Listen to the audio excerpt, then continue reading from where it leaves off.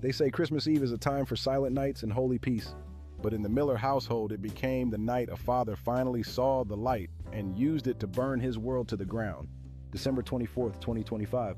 A snow-dusted suburb in Ohio. A living room glowing with the warmth of a decorated fir tree and the soft hum of carols. Plates of half-eaten gingerbread cookies sat on the coffee table. A grandfather sat in the recliner reading the nativity story to his young grandson. A mother sat on the sofa filming the moment on her phone, a soft smile on her face. And a husband standing by the fireplace, reaching into his coat, pulling out a manila envelope and sliding a single photograph across the table that would end with 14 rounds was shot in the air, 2 bodies among the tinsel, and a family legacy that would be erased before the sun rose on Christmas morning.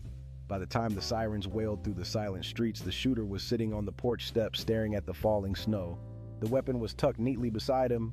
His suit was pristine, but his eyes were vacant, and the young boy inside was huddled in the kitchen whispering the same thing over and over. He told Grandpa the story was over.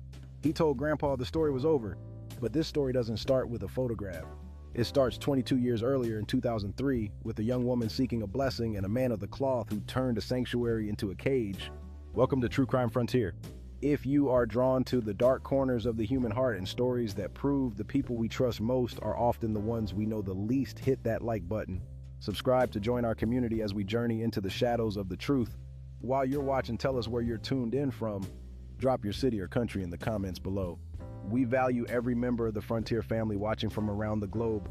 My name is your guide tonight, and what I'm about to tell you is a chronicle of a faith betrayed, a bloodline corrupted, and the kind of secret that doesn't just break a heart, it demands a sacrifice. The spring of 2003 in Columbus, Ohio was unusually cold, the kind of damp chill that seeped into your bones and stayed there. Julian Miller was 21 years old that April, a hardworking apprentice at an architectural firm. He was a Capricorn born January 5th, 1982. He was precise, quiet, and deeply spiritual.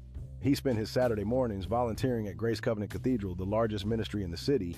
Julian was the kind of man who looked for the structure in everything. He liked blueprints, he liked rules, and he liked the feeling of being part of something eternal. He had a face that radiated sincerity, clear blue eyes, a jawline that suggested ironclad discipline, and hands that were always steady. He didn't party, didn't waste time on trivialities. He was building a foundation, saving every penny to one day build a house of his own for the woman he would eventually marry. His mentor and spiritual North Star was Bishop Thomas Miller, his own uncle. Thomas was 58 that year, a man of staggering charisma. He had silver hair that looked like a halo under the pulpit lights and a voice like rolling thunder. He wasn't just a preacher, he was a titan. He sat on city boards, advised mayors, and ran a youth outreach program that had saved hundreds of kids from the streets. Everyone saw Thomas Miller as a saint. He had lost his wife to a hit and run in the late 90s and had never remarried, claiming his only bride was the ministry. Julian idolized him. He saw in his uncle the man he wanted to be, a pillar, a protector, a man beyond reproach. But that spring, Julian brought someone into the fold. Her name was Clara Vance. She was 19, a Pisces born March 12, 1984, with a laugh that sounded like wind chimes. Clara was an orphan raised by an aging aunt who had recently passed away. She was untethered, looking for a family, looking for a place to belong. When Julian introduced her to the church, she found it. She joined the administrative staff helping Bishop Thomas with his scheduling and outreach correspondence. She was bright-eyed, innocent, and deeply grateful for the fatherly guidance Thomas offered. Julian was in love. He told his uncle he intended to marry Clara. Thomas smiled, patted Julian, and said, "She is a rare gem, Julian. I will personally look after her soul to ensure she is ready for the life you want to build." But while Julian was out at construction sites dreaming of the blueprints for their future, Bishop Thomas was drafting a different plan. It began with late-night filing sessions and spiritual counseling. Thomas told Clara she had a darkness in her past, the trauma of losing her parents, that only he could heal. He isolated her, telling her that Julian was a good man but spiritually immature, unable to handle the complexities of her spirit.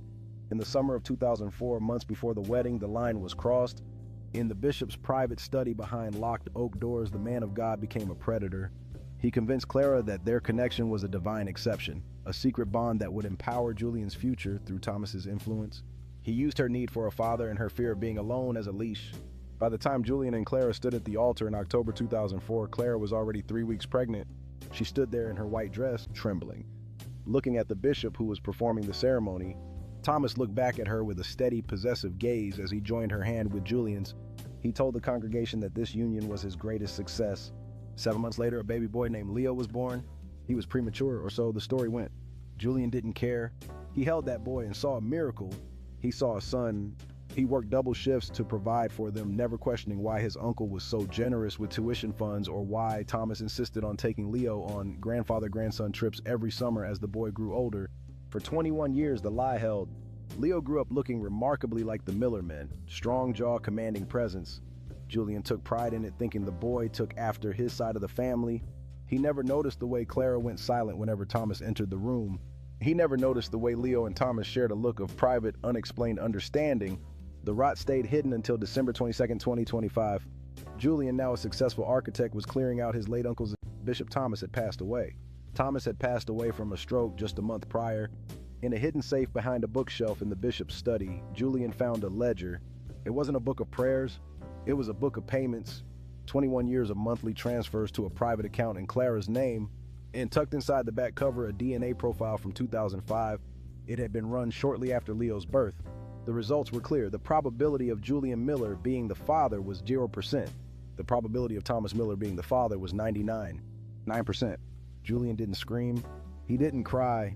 The architect in him simply watched as the entire structure of his life, every room, every hallway, every memory collapsed. He saw the spiritual counseling for what it was. He saw his son as his own cousin. He saw his wife as a stranger who had helped a monster steal 2 decades of his life. He spent 48 hours in total silence. He went to the store and bought a box of 9mm ammunition. He cleaned his service pistol. He cooked the Christmas Eve ham. He set the table. That night, as the grandfatherly legacy being read to Leo, who was now a young man, Julian walked into the frame. He didn't look like a killer. He looked like a man who had finally finished a blueprint. "The story is over, Clara," he said. He laid the DNA results on the coffee table. As Clara's face drained of color, as Leo reached for the paper in confusion, Julian pulled the trigger. He didn't aim for the boy. Leo was a victim of the same lie. He aimed for the legacy. He aimed for the woman who kept the secret and the ghost of the man who started it. 14 rounds. 1 for every year he'd been a fool. 1 for every year he'd been a ghost in his own home. When the police asked him why he did it on Christmas Eve, Julian Miller simply looked at the snow and said, "I wanted them to see the truth in the light of the tree. I wanted the last thing they felt to be the cold." Was Julian a monster, or was he the final product of a 22-year-long demolition? What would you do? If you found out your miracle was actually your betrayal, thank you for joining us at True Crime Frontier.